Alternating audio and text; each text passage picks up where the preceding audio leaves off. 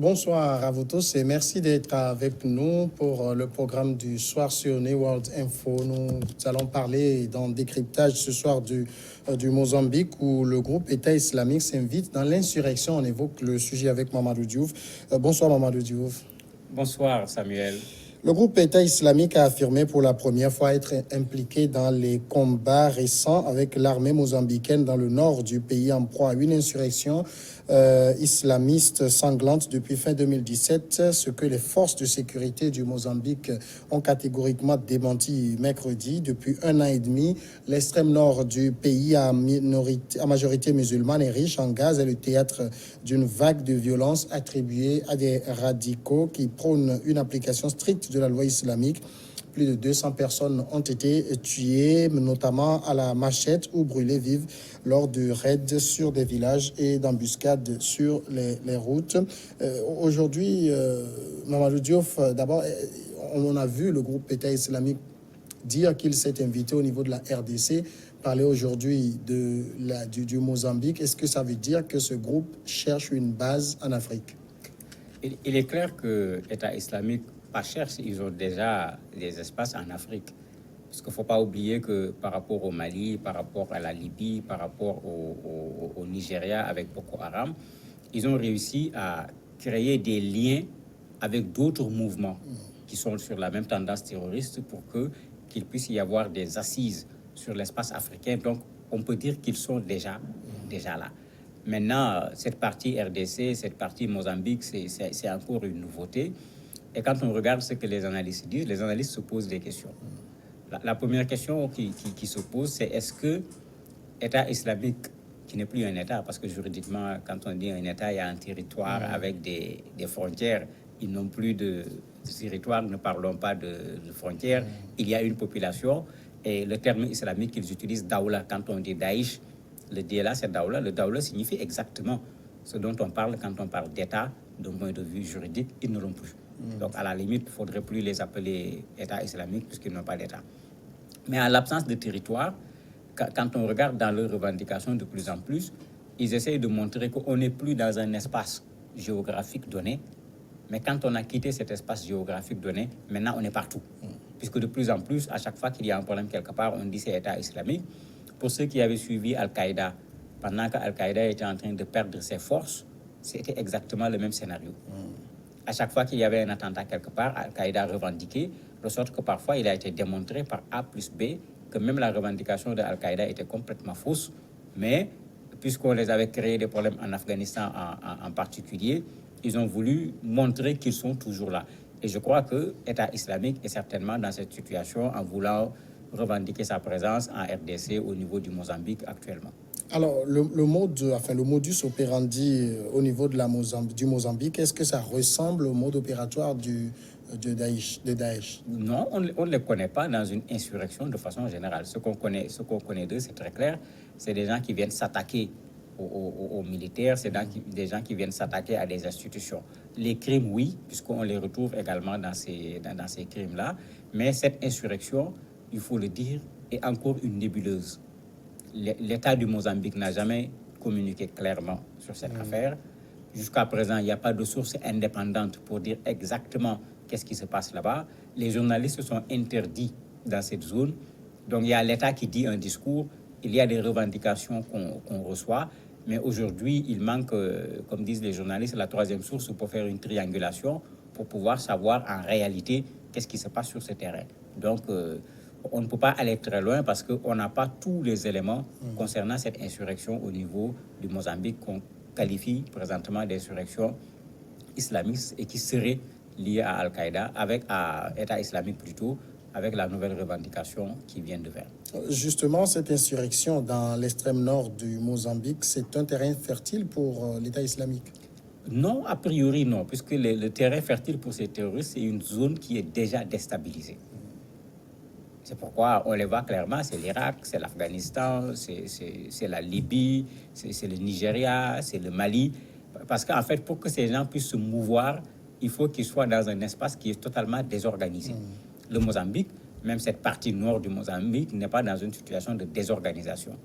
Maintenant, ils ont cette faculté à vouloir, quand ils viennent trouver des troubles quelque part, essayer de voir, comme c'est des pêcheurs en non-trouble, est-ce qu'ils ne peuvent pas trouver également une possibilité de s'implanter dans cet espace où il y a des troubles. Pour le Mozambique, c'est certainement cela le cas, parce que Al-Qaïda ne fait pas des actions, parce que c'est une de leurs identités. Parce que quand on essaye de regarder qui a posé l'action, Al-Qaïda avait cette particularité de revendiquer et très rapidement ce qu'ils font. Non seulement ce qu'ils font, mais souvent, même les auteurs des crimes, ils montrent leurs photos. On les montre souvent avec une vidéo en train de faire la déclaration, autant d'éléments qui montraient que c'est bel et bien eux. Ici, rien n'a été montré par État islamique par rapport à une telle chose. Et pourquoi l'État islamique a attendu 1 année et demie avant de dire que nous y sommes, alors que ce qu'on leur connaît, c'est la revendication qui était parfois tellement rapide que les gens doutaient, il fallait prendre le temps de vérifier si la revendication était effectivement celle de l'État islamique ou pas. Il y a un problème ici. Pourquoi avoir attendu tout ce temps avant de dire qu'ils sont là? Alors, la police mozambicaine, de son côté, affirme que les informations de l'État islamique ne sont pas vraies. Les forces de sécurité sont positionnées sur l'ensemble du territoire, mais n'apportent pas non plus les preuves que ces informations sont fausses. Oui, c'est ce que je disais tout à l'heure. On est dans un espace en conflit. Généralement, il y a la guerre de la communication. Chaque parti va vouloir tirer la couverture de son côté, mais c'est très simple. L'État n'a qu'à organiser une visite avec des journalistes. Les gens viendront constater ce qui se passe sur le terrain. Parce que l'État islamique parle d'affrontements en bonne et due forme qui ont existé avec l'armée du Mozambique.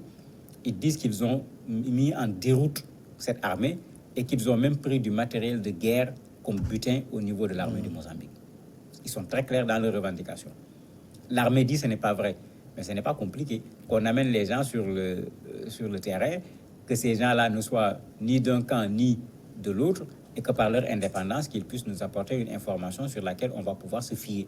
Parce qu'ici, entre les deux parties, il est difficile de se fier à l'une ou à l'autre des parties, puisque c'est les deux parties qui sont en conflit. Est-ce que cette partie du territoire est une zone véritablement conflictuelle où les autorités sont obligées de muscler la présence policière? Auparavant, non. Mais depuis 1 année et demie, oui. Puisqu'il y a quelque chose qui se passe là-bas. Mais comme je disais au départ, les autorités elles-mêmes n'ont jamais accepté de faire la lumière.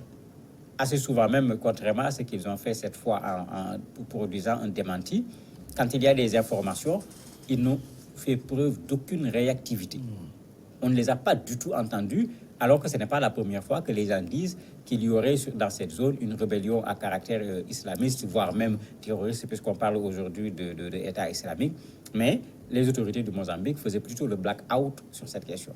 Mais pourquoi ils sentent aujourd'hui le besoin de réagir à partir du moment où on a vu l'État islamique dire que nous sommes présents au niveau de cette insurrection dont on parle au niveau du Mozambique? Ça également, c'est un problème. Et ça participe à ce flou qui fait que il est encore difficile de savoir ce qui se passe.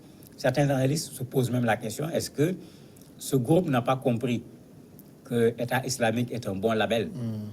C'est-à-dire on mène une lutte à l'intérieur d'un pays pour se donner une dimension internationale, pour se donner une certaine envergure.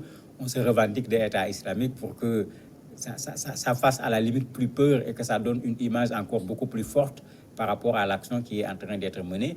Il y a des spécialistes sur ces questions du terrorisme qui se posent la question parce que, a priori, on n'a pas vu l'État islamique y aller. On ne sait pas pourquoi ils se sont installés. Et les gens disent qu'il est clair qu'il n'y a pas un transfert de personnes venant de l'État islamique qu'on a amené au Mozambique parce que rien ne le prouve pour le moment. Alors que quand ils le font, généralement, ils nomment, comme ils l'appellent, un calife sur place. Il n'y a pas tous ces éléments qu'on retrouve habituellement avec l'État islamique, ce qui fait qu'il y a encore du doute sur qui est dans cette insurrection. C'est ce que dit quand même le porte-parole de la police qui dit que l'État islamique n'est pas au Mozambique, mais il a peut-être des liens au Mozambique. C'est ce que je disais, c'est ce que l'État islamique a fait avec beaucoup de pays en Afrique.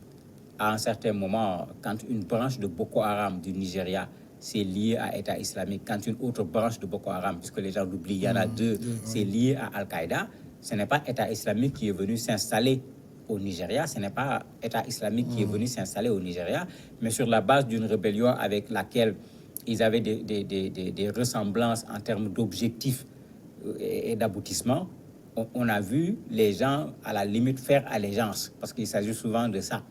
un groupe qui existe déjà et qui fait allégeance à un groupe similaire à l'échelle internationale.